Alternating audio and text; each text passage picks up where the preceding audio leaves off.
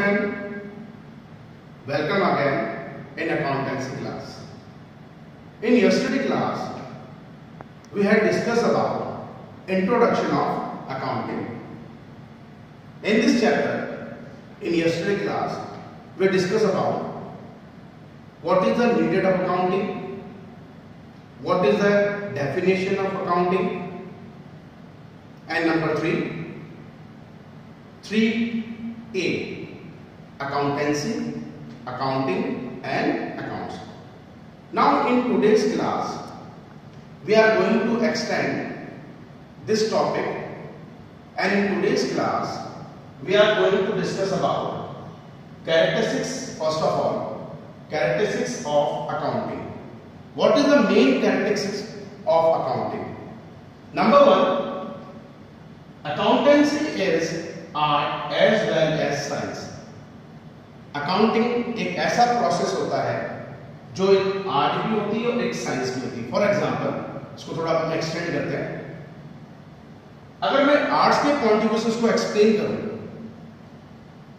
तो accountancy is a process in which all the business transactions, all the economic events should be identified, recording, classified, summarising and analysis.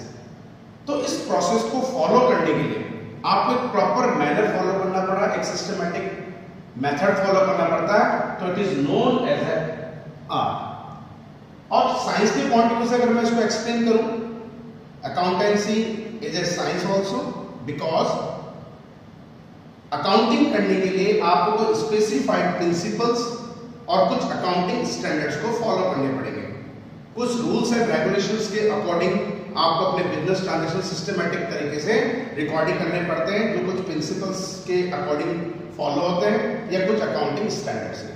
तो overall we can say accountancy is an art as well as science. First characteristics of accounting, that is. Second one, recording of a financial transactions only. It is also a part of practical. जब आप कोई accounting processing करेंगे, उसमें जितने भी अपने transactions होते हैं वो केवल financial transaction should be recorded. Non financial transaction should not be recorded. जिसका मैं एग्जांपल दूं आपको. फाइनेंशियल ट्रांजेक्शन का मतलब क्या हो गया? गुड्स परचेज करना, goods sold, salary paid, rent paid, wages paid, etcetera etcetera. जो आगे आप अच्छी तरह से जब अपन चैप्टर को आगे एक्सटेंड करेंगे, प्रैक्टिकल फॉर्म में आएंगे, तो आप और अच्छे से एक्सप्लेन मैं करूंगा और आप अच्छी तरह से उसको अंडरस्टैंडिंग करेंगे.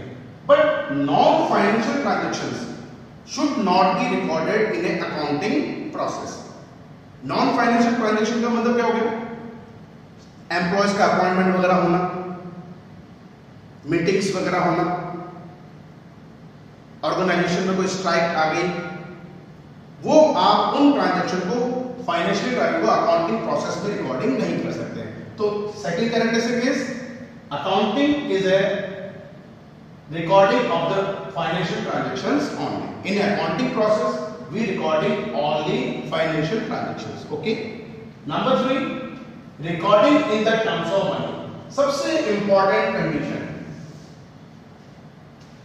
अकाउंटिंग प्रोसेस में केवल उन्हीं बिजनेस ट्रांजैक्शन को रिकॉर्ड करा जाता है जो मॉनेटरी वैल्यू के अंदर in the terms of money में एक्सप्लेन होते हैं. Non monetary value should not be recorded in accounting process.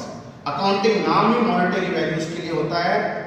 Quantities को, क्वालिटीज को इसमें इग्नोर करते हैं, ओनली रुपीज को आप इसमें प्रेफर करके चलेंगे. ओके. तो third characteristic is recording in terms of money only. Number 4, classification या classifying. All the business transaction after identifying and recording, it should be operated in a proper manner. It should be operated in a properly classified form that is known as a ledger. Ledger posting होती है जो आपका practical part है, आगे की class में आपको explain करेंगे. तो all the transaction after identified and recording, the next process is classified them into a separate account. It is known as classified or ledger of the separate account. Okay. Number 5, summarizing. What is the meaning by summarizing? After they classified all the transactions, we want to know the result. आपको एक result चाहिए, either it is a profit or loss. तो इस profit and loss को find out करने के लिए mathematical accuracy भी करना जरूरी होता है। LHS इक्वल्स टू RHS आप मैथमेटिक्स में करते थे, कोई भी इक्वेशन आपके सामने आती थी उसको आपने LHS इक्वल्स टू RHS, तो वो आपको समराइजिंग हो गया, हेंस प्रूव, आपने उसको प्रूव कर दिया। तो after classifying, now we are going to do summarising all the ledger posting into the form of trial balance, profit and loss account, trading account and a balance sheet. वो सब practical form है जो आपकी class आगे और extend होती रहेगी, बढ़ती रहेगी, आप उसको समझते चलोगे। ओके, तो fifth characteristics of accounting is summarising the business transactions. Okay, number 6 and final, presented result in a proper manner. जितना भी समराइजिंग करने के बाद में आपने मैथमेटिकल एक्यूरेसी कर ली, आफ्टर समराइजिंग अब आपको एक रिजल्ट चाहिए at the end of the year, और end of the result show करने के लिए either it is a profit और loss, we should maintain all the transaction in a proper manner. Okay, तो first of all in today's class we are going to discuss about characteristics of accounting. Summarising जब मैं ले रहा हूं, first characteristic is accounting is a art as well as science. Number 2, recording of the financial transactions only, not a non-financial transaction should be ignored. आपको non-financial transaction में record नहीं करना, ignoring them. Number 3, recording in the terms of money. Accounting process केवल terms of money को explain करेगा, non-monetary values को आप उसको explain नहीं कर सकते हो accounting process में. Number 4, classifying all the transactions into a ledger form. Number 5, summarizing them or analysis them or accuracy in a mathematical form in a trial balance, trading account, profit and loss account, and then balancing. So summarizing and analysis. Last and final, presented result in a proper manner. We want to know what is the result of the business enterprises at the end of the year, either it is a profit or it is a loss of the accounting. After we discuss about characteristics of accounting, now we are going to discuss about what is the main objective or what is the main object of accounting. Number 1, to keep systematic records of the business transactions. एक discipline के अंदर काम होता है, आपको जितने भी अपने बिजनेस ट्रांजैक्शंस हैं फर्स्ट ऑफ ऑल आइडेंटिफाई करने पड़ेंगे, देन रिकॉर्डिंग करनी पड़ेगी, देन क्लासिफाइड करने पड़ेंगे, देन समराइजिंग एंड एनालिसिस। तो ये आइडेंटिफिकेशन से लेके एनालिसिस करने तक का जो भी आपने स्टेप्स फॉलो करे हैं वो एक सिस्टमैटिक मैनर होता है जिसके अंदर अपने बिजनेस ट्रांजैक्शन को आपने रिकॉर्ड करेगा। What is the main object of accounting? To keep systematic record of the business transactions. Okay, number 1 correct object. Number 2, main object क्या है? आपको बिजनेस कर रहे हैं, आपको रिजल्ट चाहिए। What is the result? Either it is a profit or loss. तो main to calculate profit and loss. जब आपको बिजनेस ऑपरेट कर रहे हैं तो end of the year we want to know how will be the gain or loss. So second object of accounting है to calculate profit or loss at the end of the year or during the year. Number 3 objective, to know exact reason to net profit or loss.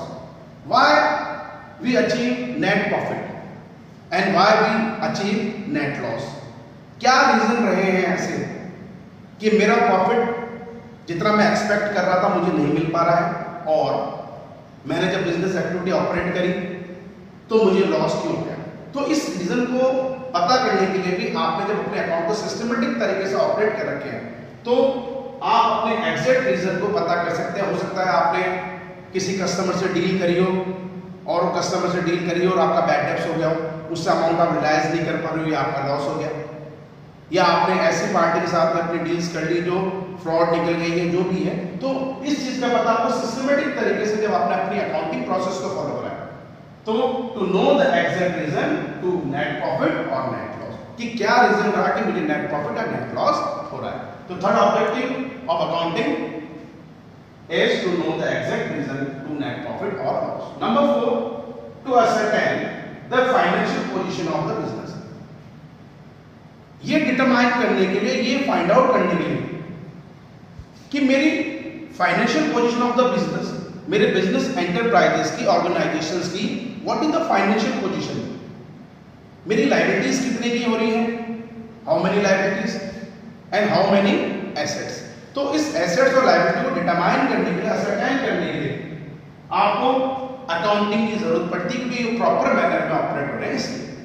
Number 5, to ascertain the progress of the business from year to year. Okay, ये तो कोई है नहीं कि आप अपने accounting process को एक पर्टिकुलर ईयर के लिए ही ऑपरेट कर रहे हैं।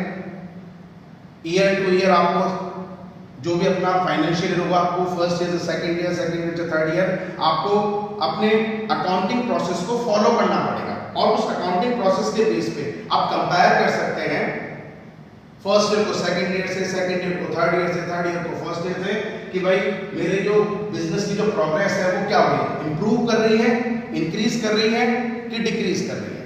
तो इस इंक्रीजिंग डिक्रीजिंग को भी आप कंपेयर करने के लिए आपको अकाउंटिंग प्रोसेसिंग की रिक्वायरमेंट है। तो what is the fifth object of the accounting, that is to ascertain the progress of the business from year to year.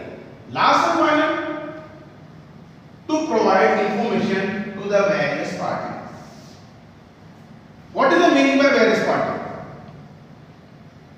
ठीक है, आप तो प्रोप्राइटर हैं, आप तो बिजनेस करने वाले हैं, आप तो एक इंटरनल पर्सन हो गए, लेकिन आप जब अपने एक्सटर्नल पर्सन से कोई भी डील करेंगे, दैट इज क्रेडिटर्स हो रहे हैं, सप्लायर्स हो रहे हैं, या न्यू इन्वेस्टर्स आपके पास में आ रहे हैं, या कोई अदर एंटरप्राइजेस आपके साथ में इंटरेस्ट रख रही बिजनेस करने के लिए, तो आपको अपनी फाइनेंशियल पोजीशन आपको शो करनी पड़ेगी कि वो इंटरेस्टेड है कि नहीं है आपके बिजनेस में इन्वेस्टमेंट करने के लिए। तो is to provide information to the various party, आपको अपनी फाइनेंशियल पोजीशन शो करने के लिए अकाउंटिंग की रिक्वायरमेंट बनती है। तो ये हो गया paper number 2, number 1 characteristics and number 2 objective of the accounting.